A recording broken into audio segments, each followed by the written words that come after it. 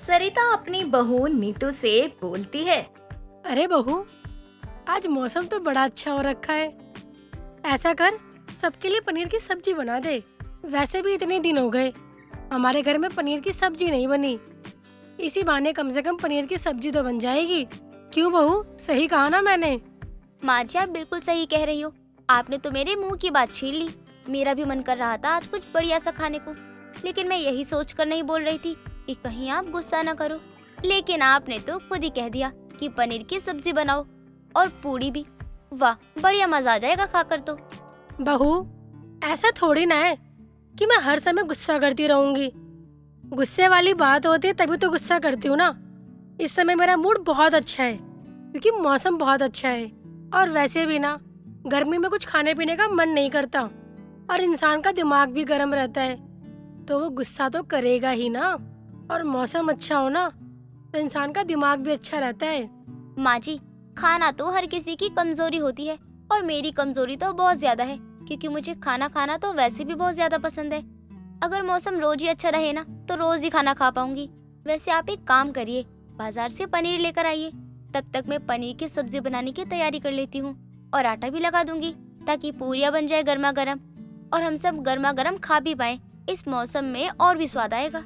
ठीक है बहू, पर जल्दी बनाना, पेट में चूहे कूद रहे हैं। कम से कम आज तो अच्छा खाना खाने को मिले।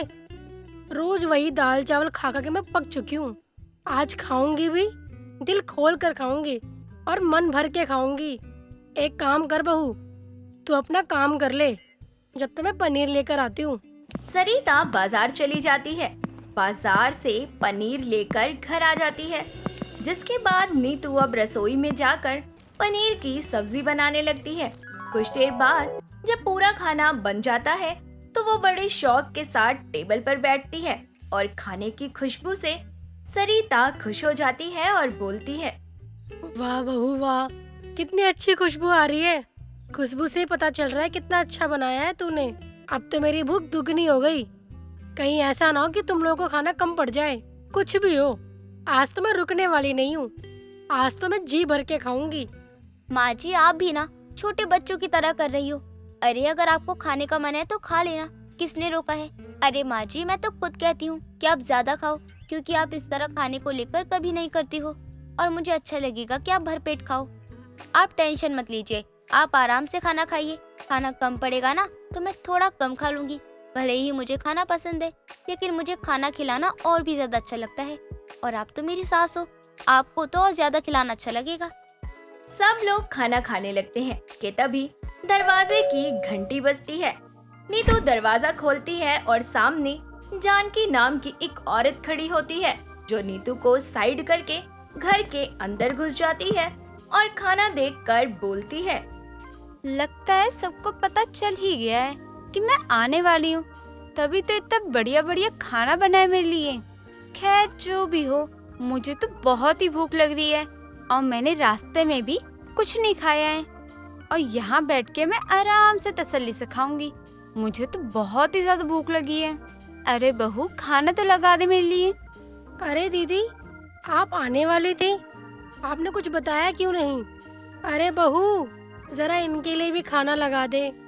ये मेरी दूर की ननंद है, अब आई हैं तो 2-4 दिन तो रहेंगी ही। वैसे अगर आप यहाँ आई हैं तो कोई काम ही होगा आपको। अरे कोई काम नहीं है, मैं तो अपनी भाभी से मिलने आई हूँ। बड़े दिन हो गए ना, मिली नहीं हूँ इनसे, तो मैंने सोचा कि मिल लेती हूँ इनसे, तो मैं आ ही गई घर पर। अरे बहू, तू देख क्या रही है मुझे? जा जाके खाना लगा दे, मुझे बहुत ही भूख लग रही है। कब से आई हुई हूँ, थक गई हूँ मैं, खाना तो लगा दे। सब लोग जितना बेसब्री से खाने का इंतजार कर रहे थे, जानकी वो सारा खाना चट कर जाती है और किसी के बारे में कुछ नहीं सोचती है। कई दिन निकल जाते हैं, लेकिन अब जानकी अपने घर जाने का नाम ही नहीं लेती है और इस बिन बुलाए मेहमान से घर के सभी लोग बड़े परेशान हो जाते हैं। एक दिन नीतू अपनी सास के कमरे में जाकर उनसे बोलती है। माँ जी, आप मेरी बात का बुरा मत मानिए, लेकिन ये बिन बुलाए मेहमान हमारे घर में कुछ ज्यादा ही दिन नहीं टिक गए। अरे आप खुद देखो, इतने दिन हो गए हैं कि हमारे घर से वापस जाने का नाम ही नहीं ले रही हैं। एक इंसान होता है ना जो पहले बता कर आता है कि मैं तुम्हारे घर आ रहा हूँ या आ रही हूँ, देख लेना। और आता भी तो है तो 1 या फिर 2 दिन के लिए आता है और फिर वापस चला जाता है। लेकिन नहीं, ये हमारे बिन बुलाए मेहमान तो हमारे घर में ऐसे जमकर बैठ गई है कि हिलने का नाम तक नहीं ले रही है। और अब तो घर का राशन भी दुगना आने लगा है। अब सच कहूँ ना बहू, तो मैं भी बहुत परेशान हो चुकी हूँ। 1 दिन मेहमानी करूँ ठीक है, 2 दिन मेहमानी करूँ ठीक है, ये रोज रोज मेहमानी कौन करवाता है बहू। और जब भी उसे जाकर पूछती हूँ कि कब जाने का प्लान है तो साफ ही मना कर देती है। मैंने उसे कितनी बार इनडायरेक्टली बोला है कि वो अपने घर चली जाए, पर वो हर बार मेरी बात को इग्नोर करके बैठ जाती है। मैं तो परेशान हो गई हूँ बहू, समझ में नहीं आता कैसी औरत है ये। दोनों सास बहू काफी परेशान हो गई थी, लेकिन दोनों ही जानकी को कुछ नहीं कह पाती थी, क्योंकि जानकी खुद जाने का नाम जो नहीं ले रही थी। और जब ये दोनों जाने की बात करते तो वो उनकी बात को अनसुना कर दिया करती। धीरे धीरे दिन निकल रहे थे और जानकी का बसेरा अब और भी ज्यादा पक्का होता जा रहा था। कुछ दिनों बाद जानकी दोनों सास बहू से कहती है, अरे क्या बात है भाई, तुम्हारे घर पे मेहमान आए हैं साथ साथ, और तुम मुझे ना घुमाने लेके जा रहे, ना खाना खिलाने, ना ही कपड़े दिला रहे हो। ये क्या बात होती है? घर पे आए मेहमानों के साथ ऐसा किया जाता है क्या? लगता है तुम भूल गए हो कि तुम्हारे घर पे कोई मेहमान आया है। वो क्या है ना बुआ जी, हमें मेहमानों की तो आदत है, लेकिन बिन बुलाए मेहमानों की नहीं है। वो भी जो इतने दिनों तक घर में ही टिक जाए। बुरा मत मानना, लेकिन अब तो आपसे हमारा लगाव हो गया है ना, तो अब तो आप हमारी बातों का बुरा नहीं मानोगी ना। हम तो बस अपने दिल की बात बता रहे हैं। अरे कहाँ बहू, मुझे इतनी सी बातों का बुरा लगेगा। अरे मैं गलत ही आ गई, मुझे तो बता के आना चाहिए था। अगर मैं बता के आती तो आप लोगों को इतना अजीब नहीं लगता जितना अभी लग रहा है। मुझे तो लगा आपको सरप्राइज दे दूं मैं, लेकिन सरप्राइज तो आप हुए ही नहीं कोई। चलो चलो छोड़ो इस बातों को, मुझे ना शहर घुमाने ले चलो और मुझे शॉपिंग भी करवा देना। जानकी के आने के बाद से अब घर का खर्चा और भी ज्यादा बढ़ गया था। ये सब जानते हुए भी जानकी अपनी हरकतों से बाज नहीं आती है और दोनों सास बहू को लगातार बहुत सताती है। ऐसे ही एक दिन सरिता अपने घर की सारी बातें अपनी पड़ोसन विमला को बताती है, जिसके बाद विमला उनके घर आती है और तीनों से बोलती है, अरे सरिता, मेरे घर में 3-4 दिनों तक फंक्शन रहेंगे और मैं बाहर के किसी को काम करने वाले को भी नहीं बुला रही हूँ, क्योंकि मेरे हालात ऐसे नहीं हैं कि मैं उनको इतने पैसे दे सकूं। एक काम करना, तू तो मेरी बहुत अच्छी पड़ोसन है ना, तो तू मेरा थोड़ा काम में हाथ बटवा दियो और अपनी बहू से भी कह दियो कि वो जो बड़े बड़े पतीले हैं उनको वो साफ कर दे। और हाँ, अपनी ननद को भी बुला लियो ताकि वो थोड़ी हमारी मदद कर दे। क्यों, सही कह रही हूँ ना मैं जानकी?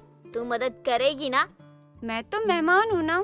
अरे मेहमान तो आप 1-2 दिन रहती तब न रहती, और तुम तो इतने दिनों से यहाँ पर हो ना, तो चलो काम करने के लिए अब तैयार हो जाओ।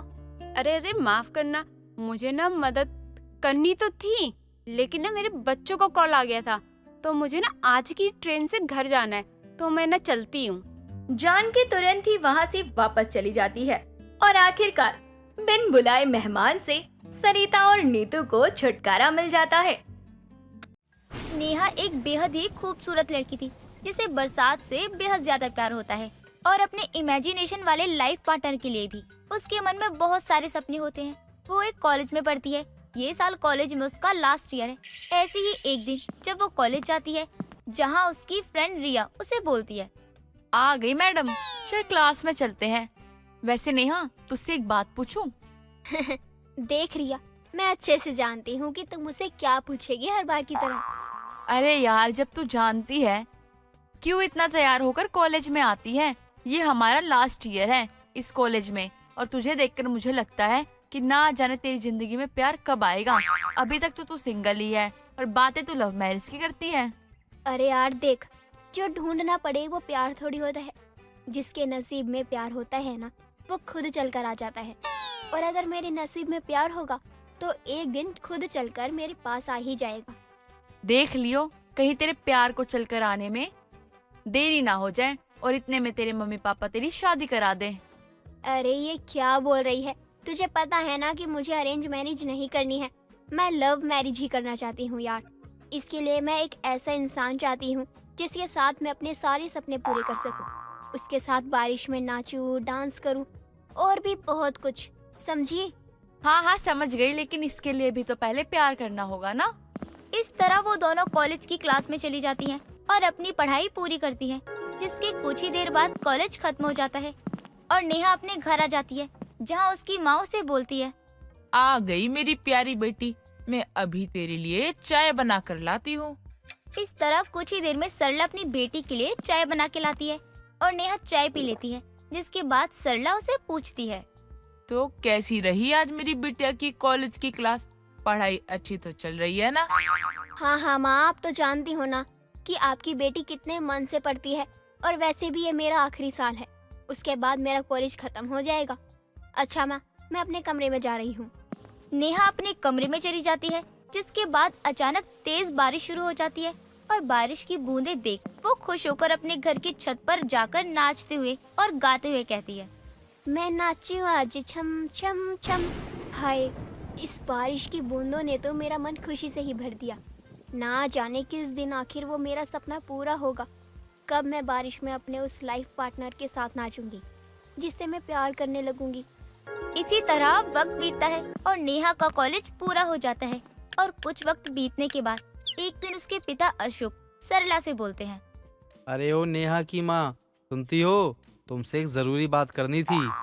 जी कहिए ना, क्या बात करनी है आपको? अब हमारी नेहा बड़ी हो चुकी है और इसलिए एक बड़ा ही अच्छा रिश्ता आया है इसके लिए। क्या कहती हो फिर आखिर तुम? अरे तो इसमें कहना क्या है, अब तो उसका कॉलेज भी पूरा हो गया है। मुझे लगता है कि अब वक्त आ गया है नेहा के हाथ पीले करने का। इस तरह वो दोनों नेहा की शादी की बात करते हैं, जिसके बाद अशोक सरला को लड़के की फोटो दिखाता है और लड़का सरला को बेहद ही पसंद आता है, जिसके बाद वो अपनी बेटी को आवाज लगाती हुई बोलती है, नेहा, अरे ओ नेहा बेटा, जल्दी से यहाँ आ, जरूरी काम है कुछ। अपनी माँ की बात सुन नेहा नीचे आती है, जहाँ उसका पिता लड़की की फोटो लिए खड़ा होता है और ये देखकर नेहा समझ जाती है कि उसके लिए रिश्ता आया है और वो बोलती है, माँ पापा, अगर आप दोनों मुझसे रिश्ते की बात करने वाले हैं तो फिर आप दोनों ये जान लीजिए कि मैं अरेंज मैरिज किसी भी कीमत पर नहीं करने वाली हूँ। अरे क्यों नहीं करेगी तू? हम तेरा कोई बुरा थोड़ी ना सोचेंगे।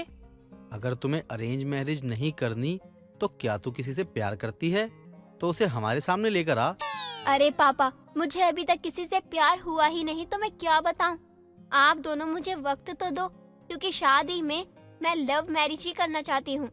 देख नेहा, मैं तुझे खुश देखना चाहता हूँ बेटी, और प्यार तुझे शादी के बाद भी हो जाएगा। मुझे और तेरी माँ को भी तो शादी के बाद प्यार हुआ था, और अब जब तेरी जिंदगी में कोई भी नहीं है तब तो मैं तेरी एक भी नहीं सुनूंगा। बस मैं कल ही इस लड़के और इसके परिवार को तुझे देखने के लिए बुला रहा हूँ। नेहा अपने पिता को समझाने की बहुत कोशिश करती है, लेकिन वो अपनी जिद पर अड़ जाते हैं और इस तरह नेहा गुस्से में बिना फोटो देखे वहाँ से अपने कमरे में चली जाती है। इसी तरह कुछ ही देर बाद रात होती है और नेहा आधी रात अपने कपड़े पैक करके अपने पापा के कबर्ड से पैसे चोरी करती है और दबे पांव उस घर से भाग जाती है और स्टेशन पहुंचकर एक ट्रेन में बैठ जाती है, जिसके बाद ट्रेन चलना शुरू हो जाती है और वक्त बीतता है, जिसके बाद नेहा को बहुत जोर से प्यास लगती है तो वो बोलती है, अरे यार, बहुत तेज प्यास लगी है, क्या करूँ? इस ट्रेन में पानी वाला भी नहीं आ रहा है। अब मुझसे और इंतजार नहीं होता। देखती हूँ अगले स्टेशन पर, अगर पानी हुआ तो उतर कर पी लूंगी। इस तरह वो अगले स्टेशन पर पानी पीने के लिए उतरती है और पानी पीकर जाने के लिए जैसे ही पीछे मुड़ती है तो उसकी ट्रेन जा चुकी थी और वो बोलती है, हे ऊपर वाले, तुझे भी अभी ये सब करना था क्या? अब मैं क्या करूँ? मेरा सामान, मेरे पैसे, सब कुछ ट्रेन में ही रह गया। नेहा ये बोल ही रही होती है कि तभी आसमान में बादलों का रुख अचानक से बदल जाता है और तेज बारिश शुरू हो जाती है और इस तरह रात के 2 बजे उस सुनसान स्टेशन की लाइट चली जाती है और स्टेशन पर मानो चारों तरफ अंधेरा छा जाता है और ये देख नेहा काफी घबरा जाती है और बोलती है, ये लाइट्स भी नहीं है और इतनी तेज बारिश भी हो रही है, क्या करूँ? कुछ समझ नहीं आ रहा। नेहा ये बोल ही रही होती है कि तभी उसकी नजर दूर एक टेबल पर बैठे अमन पर जाती है और वो भागते हुए वहाँ जाती है और उससे बोलती है, एक्सक्यूज मी, क्या मैं यहाँ बैठ जाऊँ? हाँ हाँ बैठिए ना प्लीज। अमन जैसे ही उसे देखता है तो उसकी धड़कनें बढ़ जाती हैं और वो अपने मन में बोलता है, बरसात की बूंदें भी फीकी हैं तेरे आगे, ना जाने मेरा मन क्यों तुझे है इस तरह देखता। अमन उसे देख ही रहा होता है कि तभी आसमान में जोरों से ही बिजली कड़कती है और नेहा बिजली की आवाज से डरकर पास बैठे अमन को हक्कड़ लेती है और बोलती है, मुझे बिजली की आवाज़ से बहुत डर लगता है, मुझे बचाओ प्लीज़। रिलैक्स, आराम से, सब कुछ ठीक है, कुछ नहीं हुआ। इसी तरह बिजली का कड़कना बंद हो जाता है, जिसके बाद नेहा बोलती है, आई एम रियली सॉरी, मैं डर गई थी इसलिए आपको हक कर लिया। अरे इट्स ओके, लेकिन एक बात बताइए, आधी रात को अंधेरे में, वो भी बरसात के मौसम में, यहाँ क्या कर रही हो आप? मेरी ट्रेन छूट गई, मैं बस पानी पीने उतरी थी, उस ट्रेन में मेरे पैसे और सामान भी रह गए। अब मेरे को समझ नहीं आ रहा कि मैं पापा और माँ से बिना बताए भाग कर आई हूँ, वापस कैसे जाऊँगी? भागकर? लेकिन क्यों? तुम घर से भागी ही क्यों? क्योंकि वो लोग जबरदस्ती मेरी शादी करना चाहते थे और मैं उस इंसान से कैसे शादी करूं जिसे मैं जानती तक नहीं हूं। मैं लव मैरिज करना चाहती हूं और अभी तक तो मुझे लव भी नहीं हुआ, तो मैरिज कैसे करूंगी? ओ अच्छा, मैडम को लव करना है, तो कैसा इंसान चाहिए आपको? एक ऐसा हमसफर जिसे मेरी परवाह हो, जो बारिश की बूंदों में मेरे साथ नाचे, जो मुझे प्यार करे और मैं उससे प्यार करूं। हम बरसात में साथ गाना गाएं, ये सब है मेरा सपना। अच्छा ठीक है, तो फिर देर किस बात की? देखिए बारिश भी हो रही है, बूंदे भी गिर रही है, आज तो पूरा मौसम भी इस तरह से है। अमन के बोलने पर नेहा बारिश में खुलकर नाचती है और अमन उसे देखकर अपने मन में एक बार और बोलता है, इश्क का ये मौसम क्या कहानी लेकर आया है, तुझे मेरे पास लाके हम दोनों को भिगाया है। इस तरह उस अंधेरी रात की बरसात में नेहा नाचती है। तभी उसका पैर स्लिप होने ही वाला था कि अमन भागकर उसे अपनी बाहों में थाम लेता है, जिसके बाद वो दोनों प्यार भरी नजरों से एक दूसरे को देखने लगते हैं और कुछ देर ऐसे ही चलता है, जिसके बाद नेहा अपने मन में बोलती है, ना जाने क्यों लेकिन ऐसा लग रहा है कि मुझे अमन से प्यार हो गया है, मेरी तलाश खत्म हो गई। आई लव यू अमन, लेकिन कैसे बताऊं यार इसे? इस तरह दोनों एक छप्पर के नीचे लगी चेयर पर बैठते हैं और कुछ देर शांत बैठने के बाद दोनों एक साथ बोल पड़ते हैं, क्यों ना हम दोनों गाना गाएं? हम दोनों की सोच एक जैसी है, चलो एक गाना गाते हैं। ये रात भीगी भीगी ये मस्त फिजाए, उठा धीरे धीरे वो चांद प्यारा प्यारा। क्यों आग सी लगा के गुमसुम है चांदनी, सोने भी नहीं देता मौसम का ये इशारा। इस तरह नेहा और अमन एक दूसरे से अनजान होते हुए भी अंधेरी रात और भारी बरसात में एक दूसरे को मन ही मन पसंद करने लगते हैं, लेकिन बयां नहीं कर पाते हैं। जिसके कुछ देर बाद ही सुबह हो जाती है और नेहा के पास पैसे ना होने के कारण अमन उसे अपने पैसे से ट्रेन की टिकट लेकर उसे समझाकर उसके घर छोड़ने जाता है, जहाँ अशोक उसे देखकर बोलता है, अरे अमन बेटा तुम? अंकल जी आप मुझे कैसे जानते हो? बेटा तुम्हारे पापा और मैं सालों से अच्छे दोस्त हैं। हाँ ये बात अलग है कि हम अलग अलग शहर में रह रहे हैं। अब तुम्हें मैं इसलिए पहचान गया क्योंकि तुम्हारी फोटो मेरे पास है। क्या? वो फोटो अमन की थी, दिखाइए। और नेहा को जब ये पता चलता है कि उसका होने वाला पति और कोई नहीं बल्कि अमन खुद था, तो फिर वो फौरन शादी के लिए हाँ कर देती है, जिसके बाद दोनों परिवार की मंजूरी से उनकी शादी हो जाती है। और शादी की रात नेहा अमन से बोलती है, अमन अच्छा हुआ कि उस बरसात की रात तुम मुझे मिले, अगर उस दिन तुम मुझे नहीं मिलते तो मुझे तुमसे प्यार नहीं होता, और अगर आज हमारी शादी नहीं होती तो मैं तुम्हें कभी नहीं बोल पाती कि मैं तुमसे प्यार करने लगी हूँ। हाँ मैं भी तुमसे बहुत प्यार करने लगा हूँ, आई लव यू। इस तरह नेहा और अमन शादी की रात अपने दिल की बात एक दूसरे को बताते हैं, जिसके बाद वो दोनों अपने शादीशुदा रिश्ते को आगे बढ़ाते हैं। रिया बचपन से ही बहुत समझदार थी, उसे पता होता कि कब और कहां कौन सी बात करनी चाहिए। रिया की शादी सूरज नाम के लड़के से हो जाती है। रिया बहुत ही समझदार तो थी ही, लेकिन उसे खाना बनाना सही तरीके से नहीं आता था। एक रोज की बात है, सावित्री अपनी बहू रिया से कहती है, आय हाय बहू, क्या बकवास खाना बनाया है तुमने।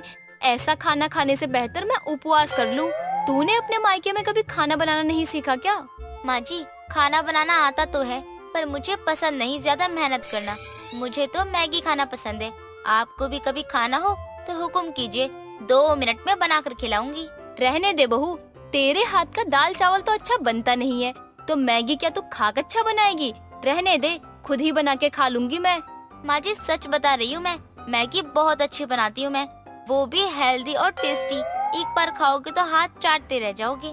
बस बस, अपने पति को खिला दियो हेल्दी और टेस्टी मैगी। मैं तो चली अपने लिए कुछ स्वादिष्ट बनाने, और ये खाना मुझसे नहीं खाया जाएगा। ठीक है माँ जी, फिर मेरे लिए भी बना दीजिए। आपको तो पता है ना, वो क्या है ना, मुझे खाना बनाना नहीं आता और बहुत दिन हो गए आपके हाथों का खाना खाए हुए।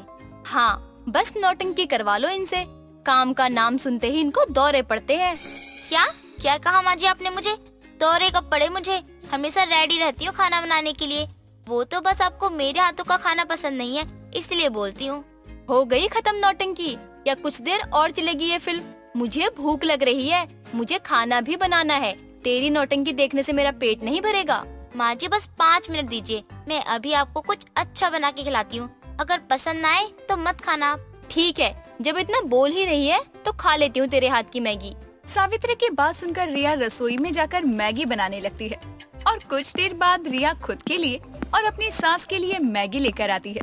दोनों साथ में मैगी खाते हुए बातें करने लगती हैं, और ऐसे ही कई दिन गुजर जाते हैं।